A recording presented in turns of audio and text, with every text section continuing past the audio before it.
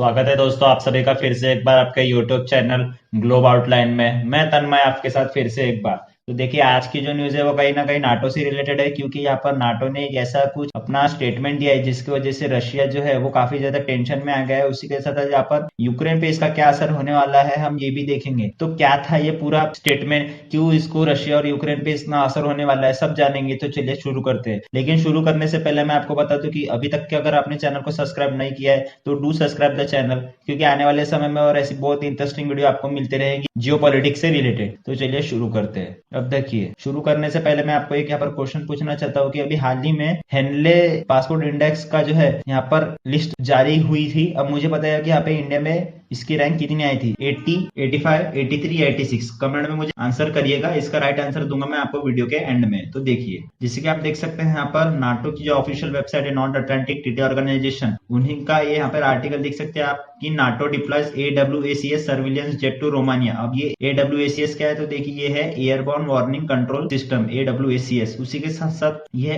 एक नहीं ऐसे वेरियस आर्टिकल आपको देखने को मिल जाएंगे कि यहाँ पर नाटो जो कह रहा है कि वो अपने जो प्लेन है वो रोमानिया में भेजेगा ताकि जो भी मिलिट्री एक्सरसाइज होती है रशिया की उनपे हम नजर रख सके और रशिया की एक्टिविटीज को हम काउंट कर सके आने वाले पीस को देखते हुए। देखिए यहाँ पर ये नाटो की ऑफिशियल ट्वीट भी आई थी जहां पर इन्होंने बताया था कि the airborne warning control system aircraft will support the alliance reinforce presence in the region and monitoring Russian activity. तो देखिए यहाँ पे ये नाटो का प्लेन है जो कहीं ना कहीं नजर रखेगा अभी रशियन एक्टिविटी पर, जो भी मिलिट्री एक्सरसाइज हो रही है रशिया में किसी आने वाले देश को खतरा पहुंचाने के लिए, जैसे यूक्रेन में हुआ था। अब देखिए मैं पहले आपको एक डीप इंफॉर्मेशन दे देता हूँ कि नाटो एक्चुअली होता क्या है। तो देखिए नाटो कुछ नहीं है। नाटो जैसे मैंने आपको पहले भी बताया कि ये North Atlantic Treaty of Organization के लिए स्टैंड करता है। अब ये देखिए ये 1949 में बना था, कहीं ना कहीं ये जो है 4 अप्रैल 1949 में ये जी बन के तैयार हो गया था। यहाँ पर 30 कंट्री का भी हाल ही में ग्रुप बना है नाटो का, जहां पर जो है नाटो क्या करता है कि जो भी पीस स्टेबिलिटी करता है, जो भी नेशंस में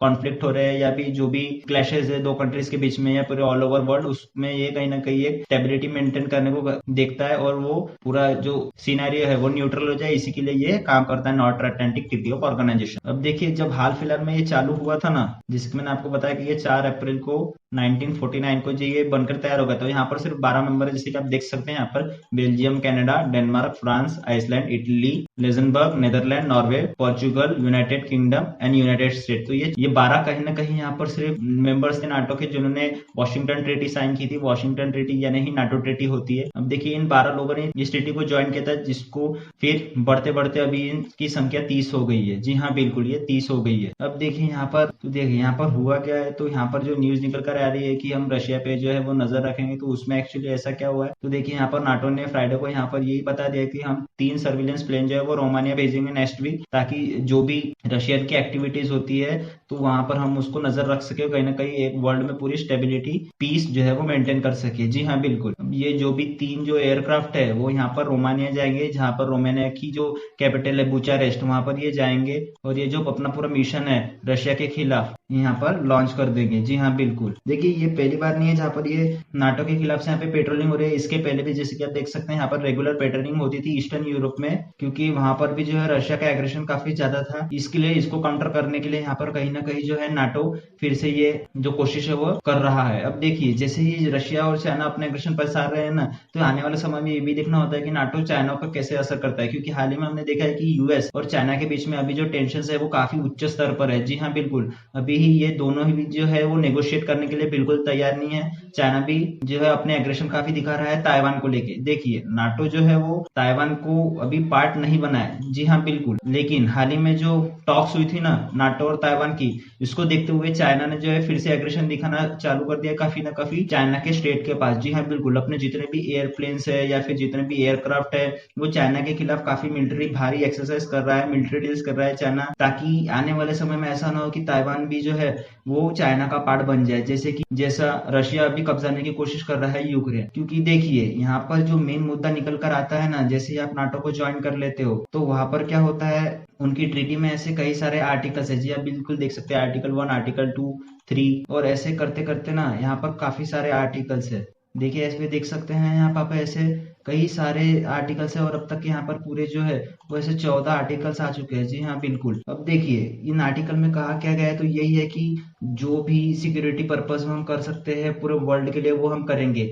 लेकिन यहाँ पर ऐसे कुछ भी आर्टिकल है, जैसे कि मैं आपको बता दूं कि आर्टिकल नंबर 5, जी हाँ आर्टिकल नंबर 5 में स्टेट बताया गया है कि अगर कोई कंट्री नाटो का मेंबर है और उस कंट्री पे जो है किसी अन्य कंट्री का हमला हो जाता है, जैसे रशिया का हमला हुआ यूक्रेन पे, तो अगर जो यूक्रेन अभी नाटो का मेंबर होता ना, तो सारे ही जितने भी नाटो के कंट्रीज है वो सब रशिया पे हमला कर देते। जी हाँ बिल्कुल। और रशिया यहाँ पर बिल्कुल काउंटर बैक नहीं कर सकता था, क्योंकि आप देख सकते हैं यूनाइटेड किंगडम, यूएसए और ऐसे कई डिफेंस कंट्रीज यहाँ पर नाटो के मेंबर है जो कि रशिया पे अटैक कर देते। जी हाँ बिल्कुल। ये काफी पावरफुल आर्टिकल है यहाँ पर नाटो का, कि अगर एक कंट्री ने किसी कंट्री पे हमला कर दिया और वो नाटो नेशन है, तो पूरी ही कंट्री पे जो है वो हमला कर देगा ऐसा मान लिया जाएगा, और जो पूरी कंट्रीज है नाटो की वो उस देश पे हमला कर देगी। तो देखिए इस तरीके का जो ये पावर है ना नाटो की, वो कहीं ना कहीं झलकती है पूरे वर्ल्ड में, जिसकी वजह से ये एक आज भी काफी स्ट्रांग ग्रुप बना हुआ है। अब देखिए कहीं ना कहीं ये भी माना जाता है कि ये जो हुआ है यहाँ पर यूक्रेन पर जो हमला हुआ है रशिया का, वो कहीं ना कहीं नाटो ही रिस्पॉन्सिबल है, क्योंकि देखिए यूक्रेन को आने वाले समय में नाटो जो है वो नाटो का मेंबर बनाना चाहता था। जी हाँ बिल्कुल। और ये 30 कंट्री से लेकर भी 31 कंट्री होने वाला था। अब देखिए यूक्रेन और रशिया का जो वार है ना, वो कहीं ना कहीं काफी पुराने समय से आ रहा है, और रशिया को पता था कि अगर यूक्रेन नाटो का एलाई बन जाता है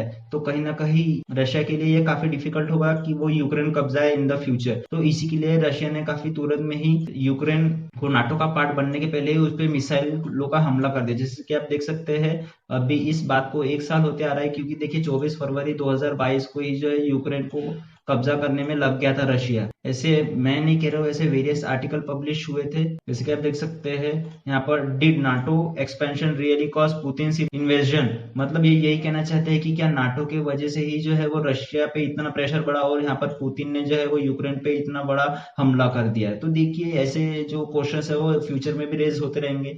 लेकिन यहाँ पर मेन बात ये निकल कर आती है कि देखिए यहाँ पर अगर मैं आपको जियोपॉलिटिकली आपको लोकेशन बता दूं ना, तो देखिए यहाँ पर आता है रशिया और यहाँ पर आता है यूक्रेन कहीं ना कहीं। तो देखिए इन दोनों की इतनी यहाँ पर बाउंड्रीज लगती है, तो कहीं ना कहीं यहाँ पर 800 बीसी के दौरान ये माना जाता है कि रशिया और जो यूक्रेन है वो कहीं ना कहीं एक ही थे, और जो रशिया की कैपिटल है मॉस्को, वो कहीं ना कहीं यूक्रेन का ही पार्ट हुआ करती थी। अब देखिए इन सब का जो ताल्लुक है वो आज के समय हमें देखने को मिलता है, क्योंकि ये 800 बीसी की बात है जो कहीं ना कहीं अभी हम यहाँ पर लागू कर रहे हैं। तो रशिया का ये मानना है कि देखिए रशिया जो है वो अपने आप को बिग ब्रदर मानता है और यूक्रेन को स्मॉल ब्रदर, जिसकी वजह से रशिया को ये बोलता है कि अब कहीं ना कहीं हम इसको कब्जा कर लेंगे और अपने अंदर ला लेंगे। तो उसी के साथ साथ यहाँ पे होता है, देखिए यूक्रेन क्या काउंटर बैक करता है कि वो बोलता है कि हम अपनी सोवरेनिटी को बचाने के चक्कर में ही लगे हैं, और जैसा कि आप मानते हैं खुद को बिग ब्रदर, तो ये यूक्रेन ये कहता है कि अगर आप बिग ब्रदर हो तो उस तरीके से बिहेव करिए। देखिए ये कहीं ना कहीं यहाँ पर इनकी बैटल चलती रहेगी। लेकिन उसी के साथ साथ यहाँ पर ये खबर को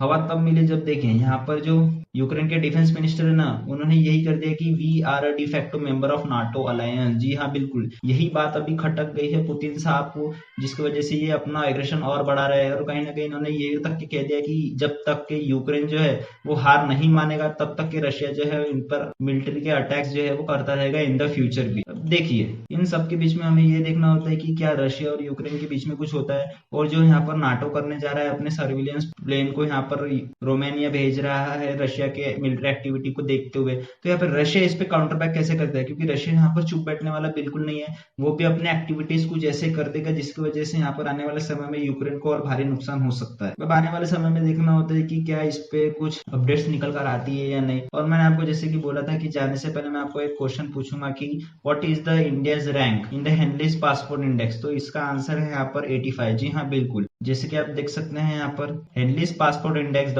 world most powerful passport for 2023 is Japan. जी हाँ बिल्कुल, जापान ने इस इंडेक्स को टॉप किया है और यहाँ पर इंडिया की रैंक 85 निकल कर आ रही है, जिसकी वजह से यहाँ पर ये काफी सुर्खियों में रहा था। अब मैं आपको बता दूं पिछले साल से कंपैरिजन में यहाँ पर इंडिया की जो रैंक है ना 2 पोजीशन अप हो चुकी है। जी हाँ बिल्कुल, ये आप कह सकते हैं। देखिए वेरियस एक्सपेक्ट्स होते हैं यहाँ पर, जिसके बाद ये इंडिया इंडेक्स की जो रैंकिंग है वो निकाली जाती है कि आपके देश में जो टूरिज्म है वो कितना है, और जो टूरिज्म आती है उनकी सेफ्टी पे कितना ध्यान दिया जाता है, इन सब की चीजों जो का यहाँ पर ख्याल रखा जाता है, जिसके बाद ये इंडेक्स होता है। अब यहाँ पर मैं बता दूं कि काफी जो एशियन कंट्रीज है उन्होंने यहाँ पर डोमिनेट किया है इस बार। जैसे कि आप देख सकते हैं पहले पोजीशन पे है यहाँ पर जापान, उसके बाद Singapore, south Korea, Germany, Finland, Italy. तो ऐसे काफी सारे देश है यहाँ पर जो ज्यादा एशियन कंट्रीज यहाँ पे दिख रही है। उसी के बाद अगर आपका पाकिस्तान के खिलाफ आप जानना चाहते हैं कि पाकिस्तान की इस रैंक में कितना ही पोजीशन है, तो देखिए पाकिस्तान का यहाँ पर काफी पुअर परफॉर्मेंस है, क्योंकि यहाँ पर पाकिस्तान की रैंक है 106। जी हाँ बिल्कुल, यहाँ पर पाकिस्तान की रैंक